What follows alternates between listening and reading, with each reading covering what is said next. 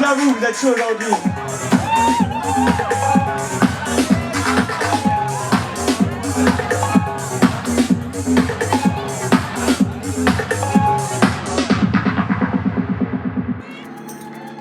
La Mamie, c'est un collectif de DJ.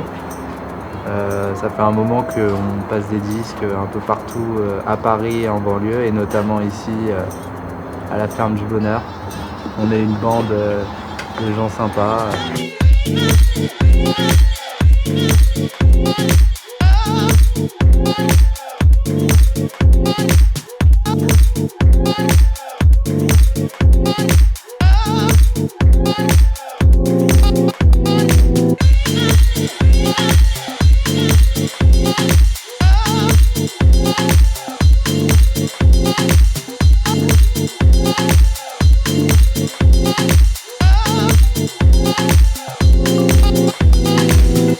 Avec Clou-Clou, regarde. Là, il y a une sopla là. Oh, mais qu'est-ce qu'elle a là?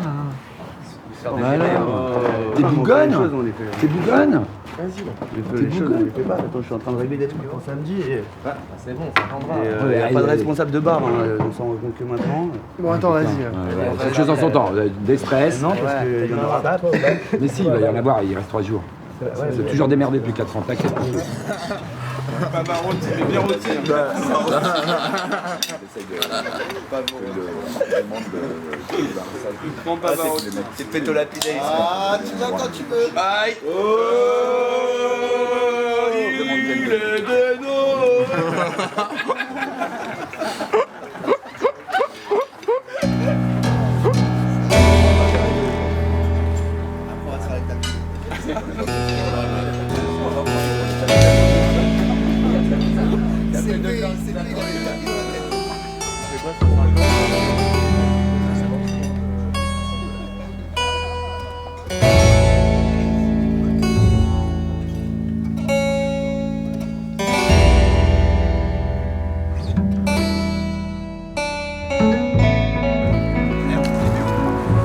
Apparemment, il faut qu'on arrive à les caler tous là-dedans. Là. Mais n'importe quoi. On doit tous les rouler et genre mettre du scotch. Vas-y Greg là. Faut quelqu'un à faire les barrières là-bas. Mathieu et Fantin, c'est bien qu'il y ait. Eh, tu l'as vu celle-là? Laisse-toi Belle. On s'appelle Mamis parce que on faisait croire en fait que notre grand-mère dormait dans la cave et qu'elle nous prêtait la maison pour faire la teuf.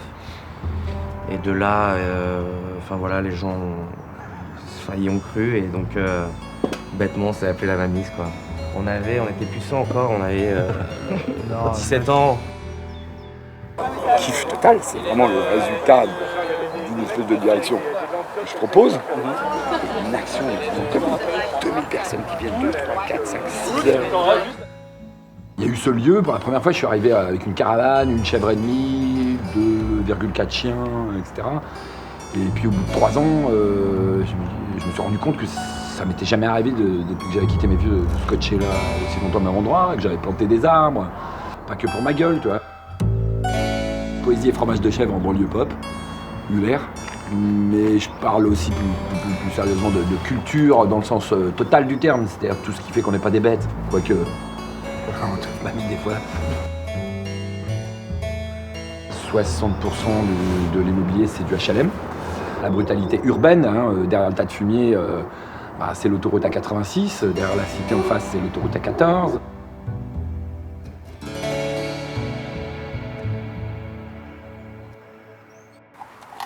Les oreilles d'Hélène. T'as de la côte. Ça, c'est du bon morceau d'Hélène. Petit lardon d'Hélène.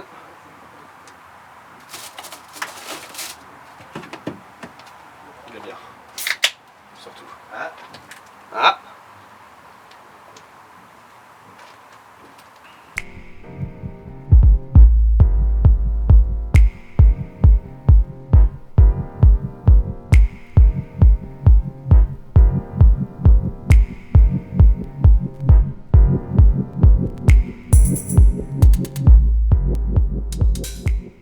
La première fois on est arrivé ici, on est tout de suite tombé amoureux du lieu. mais carrément c'était un choc. Faut toute folle de moi, je te jure, je fais rien. En éveil. Donc, De lui aussi quoi. et Roger tombe amoureux de nous. Et Roger. Ouais, ces petits culs là, tout frais, et tout, à peine souillés.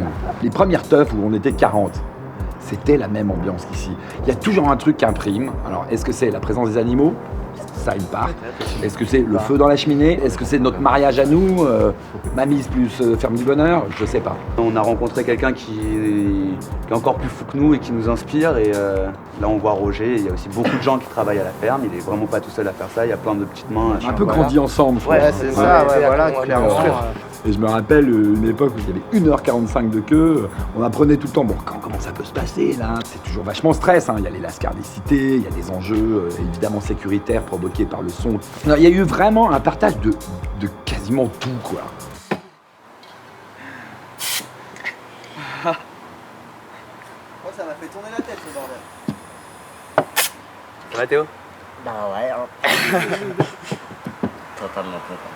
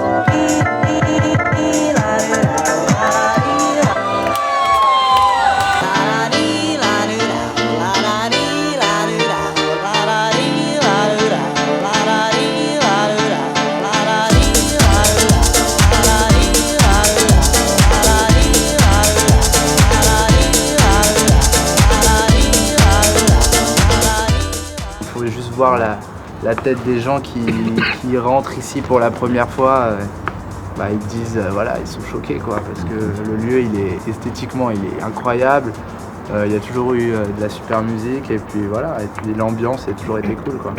On adore l'utopie qui est véhiculée dans lui.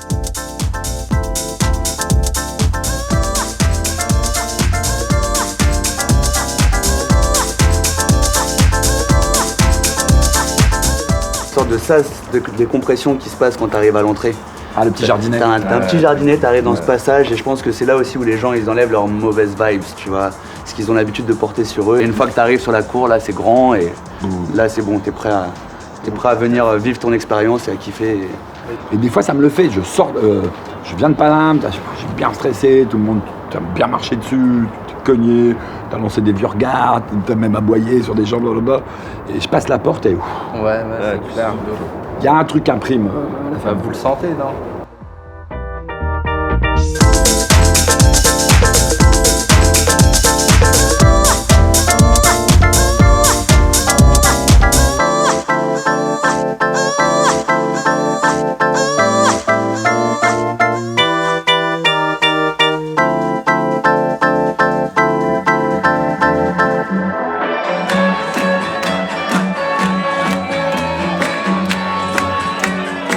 La force un peu de notre collectif, c'est que l'objet il est toujours façonné par plusieurs esprits. C'est-à-dire qu'une idée est lancée et puis après elle est retravaillée par d'autres personnes et puis au final c'est comme ça qu'elle devient la bonne idée. Il n'y a pas une tête qui dépasse de l'autre, c'est assez touchant quoi.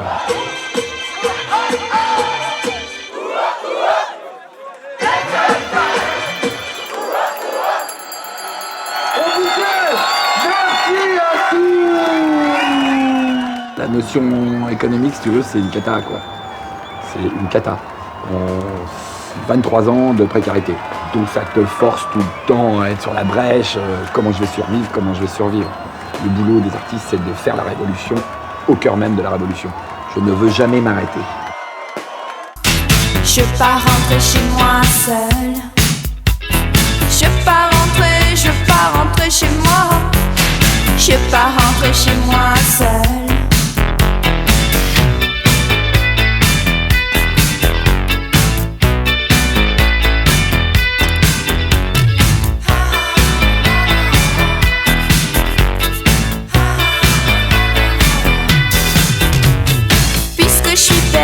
j'essaie de trouver un gentil garçon qui voudrait m'aimer.